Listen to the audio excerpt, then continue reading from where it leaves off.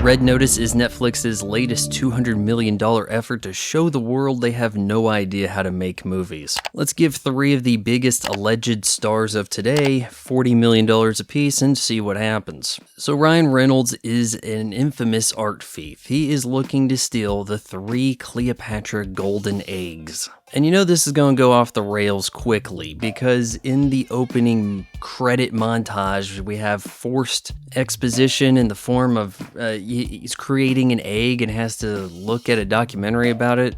Obviously, this is going to be a switcheroo type job, right? Well, we have The Rock, Dwayne Johnson hopping on the scene playing generic guy. He's totally going through the motions so that he can get that $2.50 a can energy drink off the ground. He just knows that this egg is going to get boosted, so he heads over there and he's like, yeah, well, if I pour the Coca-Cola on this and it dissolves, well, that just proves that it's the fake egg. You're telling me Ryan Reynolds spent an awful lot of effort to make an egg that would dissolve if Coca-Cola was poured on it, and he's going to just stand around and watch this happen. Yeah, okay, sure, great thief. And he's one so talented that we never actually saw him swap the fake egg for the real egg in a room full of people.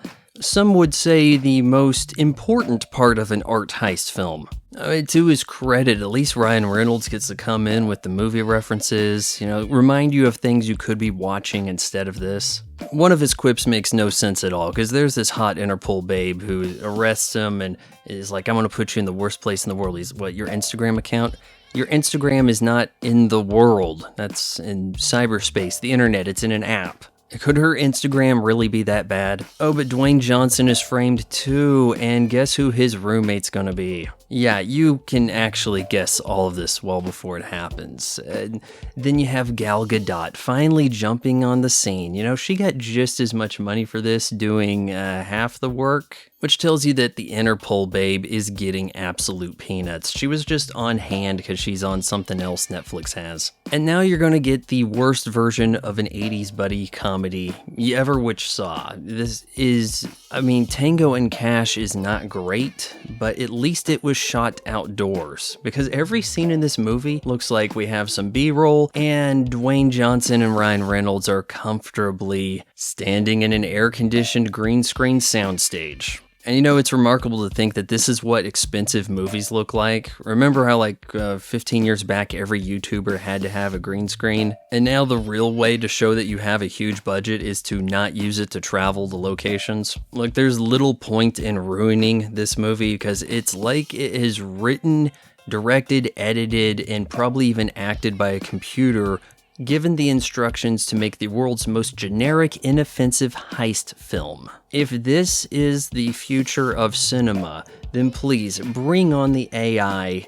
Let's have the computers give it a shot, because the model in which we just hire based on nepotism, cronyism, and checking boxes is not working. I give Red Notice 1.5 out of 4 stars.